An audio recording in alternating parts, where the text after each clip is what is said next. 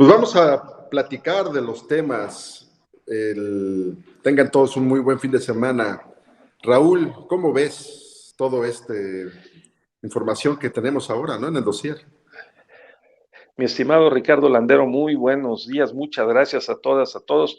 Pues sí, estamos llenos de información y hay aspectos muy interesantes que podamos subrayar. Si me permites, me arranco en cuarta y puedo decir que hay dos entregas estas dos últimas semanas en eje central de nuestro amigo el doctor Luis Mendoza, quien hace referencia a unos diálogos del Consejo de Relaciones Exteriores y el editor de la revista Foreign Affairs, Richard Haas. Los voy a enunciar los principales debates. Uno es qué tipo de democracia para el siglo XXI, para los años que vienen, si una democracia tecnocrática en el estilo chino, una democracia autoritaria como suelen aplicarse o desarrollarse o presentarse en los países en desarrollo, o una democracia liberal social tipo europeo occidental. Ese es uno de los temas que está en juego. Otro es qué perspectivas para el desarrollo y pues en alguno de estos modelos de democracia tendrá que insertarse o el modelo de desarrollo dará lugar a uno de estos esquemas democráticos. Luego, aprender de la historia. Estamos en un momento parecido al periodo entre la Primera y la Segunda Guerra Mundiales, con cambios importantes en la hegemonía global, el litigio entre China, Rusia y los Estados Unidos, y desde luego el resto de los países. Aprender de ese momento histórico puede servir para el presente y el futuro. 4, los problemas globales, desde luego el clima, la pandemia, otras pandemias que pueden venir, y el tema de la sostenibilidad, la igualdad, las condiciones mínimas para la vida, solamente se pueden resolver con cooperación interinstitucional, cooperación internacional. Otro aspecto es el de la población. Se está multiplicando la población, somos 7.500 millones, solo China y la India reúnen aproximadamente la mitad de estos 7.500 millones, pero el problema es que para 2050 seremos 10.000 millones de habitantes, y esto sí es un problema serio. Otro tema sexto es el de si un nuevo contrato social, y allí la cuestión es el tema del trabajo y el capital, Ricardo, de lo cual tú estudias con mucha curiosidad. Entonces, un nuevo contrato social, la respuesta es sí, las nuevas tecnologías obligan a repensar las formas en que se puede regular y equilibrar el trabajo y el capital. Eso me pareció muy interesante esta semana, Ricardo. Yo creo que al final también este análisis que hace muy puntuales elementos que están integrando este complejo momento de la sociedad, también van teniendo o va pasando por un filtro de lo inmediato. Es decir, lo inmediato está generando una toma de decisiones que no necesariamente nos está permitiendo apreciar con tanta facilidad. Hoy lo económico vuelve a dar un toque fundamental. El debate que sigue respecto de la pandemia es qué van a hacer los estados respecto de lo que viene. Es decir, pareciera que estamos de nuevo en un cierre, pero ahora en lugar de que los estados cierren con los semáforos sanitarios, ahora es la sociedad la que está cerrando porque no puede ir a trabajar porque se están contagiando miles y miles y miles al mismo tiempo. Entonces te dicen, quédate en casa. Ya redujeron a 5 días el quedarse en Estados Unidos como contingencia sanitaria, pero esto sin duda sigue el debate. ¿Los estados deben apoyar a las industrias o deben apoyar a la sociedad?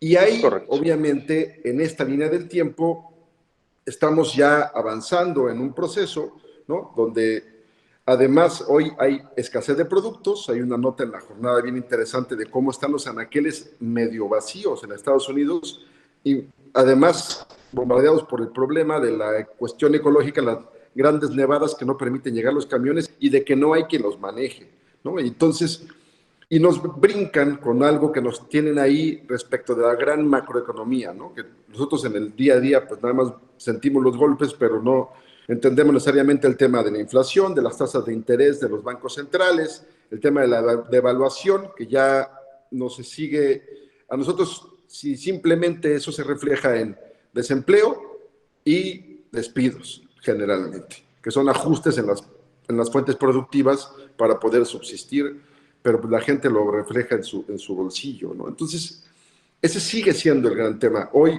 la conclusión respecto a esa parte económica es el que tenga trabajo, cuídelo y cuiden los pesos, porque la cosa está Claro, durísima, ¿no? Entonces, claro. ese sería un elemento que yo le abonaría a esto que comentas, Raúl.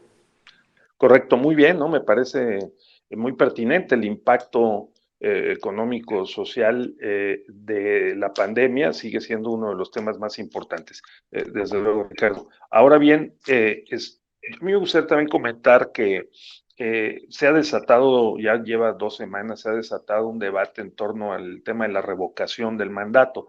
Me parece que también es relevante para los mexicanos el que en este asunto esté claro que se han ampliado nuestros derechos políticos de participación a raíz de la reforma en esta materia, consultas ciudadanas, revocación del mandato y no solo elecciones periódicas.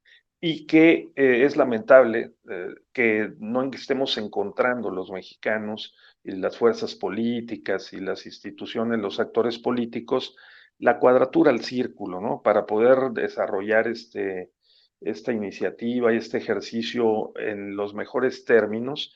Me llamó la atención la propuesta del senador Eduardo Ramírez para reformar el artículo 41 de la Ley Federal de Revocación del Mandato, tratando de establecer que, bueno, la revocación tiene que llevarse a cabo con los estándares suficientes de calidad para garantizar la integridad del voto y sus resultados. Y eso tiene que quedar debidamente equilibrado con el principio de austeridad y también con la autonomía de las instituciones que se encargan de la organización de las elecciones y de resolver los conflictos. No es lo mismo un ejercicio de consulta o de revocación de mandato que una elección presidencial o una elección legislativa federal. Quizá por ahí se puede encontrar, pienso yo, algún punto de equilibrio para destrabar este tema en próximos días. Ojalá que así sea. Sí, es de los puntos que plantea Luis Carlos Ugalde, ¿no? En su artículo sobre los 10 riesgos políticos de este año, que publicó en el Financiero. Pero además, yo diría, ¿y qué está pasando con la sociedad? O sea, está pasando lo económico, está pasando estos aspectos políticos. Cada país estamos viendo cómo avanzan y caminan de manera distinta. Es decir, hay varios temas, ¿no? Samarripa tiene un buen artículo que se llama ¿Dónde están los radicales? Lo publicó en Reforma. Y me gustaría confrontarlo con el de Ana Cristina de La Jornada, porque los dos analizan cuáles son los grandes reclamos de la sociedad en este momento. O sea, vemos ahí los temas económicos, por ejemplo, en Chile, los temas laborales. Estados Unidos es de los que más huelgas ha tenido en el último año, de los países que más huelgas. En México no vemos este proceso. En Europa vemos temas, por ejemplo, respecto a la pandemia. Hay una huelga ahorita de maestros porque ya están en contra de las restricciones que están imponiéndose. Y en México el tema de lo político que tú comentas, pero también hay temas de género, temas de ecología, a dónde se está moviendo esta masa que todavía no llega a uniformar una acción o una decisión o una propuesta, ¿no? Sí. Y Samarripa hace muy buen análisis de eso. A veces ya no piden necesariamente una ley, piden decisiones que haya del Estado. Ya tomen acción, hagan algo, porque respecto de las múltiples propuestas y necesidades que está teniendo la sociedad. Entonces, Ah, sin duda, sin duda. ¿verdad? Sí. No, en un momento muy desafiante, ¿no? Muy desafiante para la sociedad, también para el liderazgo político y las instituciones, para poder dar respuesta. Yo creo que sí es interesante lo que decíamos hace un rato, que es la coordinación, la cooperación, la concertación y la mejor toma de decisiones, sin duda. Y aparte un flagelo adicional, que es el tema de la corrupción, Ricardo. Hoy mismo en la editorial de La Jornada hay una nota tomada con datos tomados del INEGI, del Sistema Nacional Anticorrupción, en el sentido de que aproximadamente 1 de cada 100 actos de corrupción se denuncia. El problema es que, como ocurre con los delitos,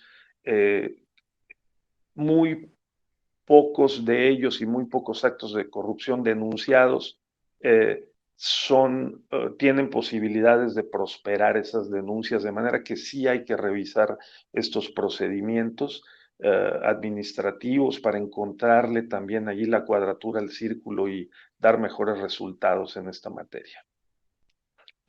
Sí, sin duda, es parte de los grandes, de los grandes debates que estamos teniendo y pues seguimos en la complejidad, Raúl, de Claro, lo que vemos aquí, ¿no? En el análisis. claro.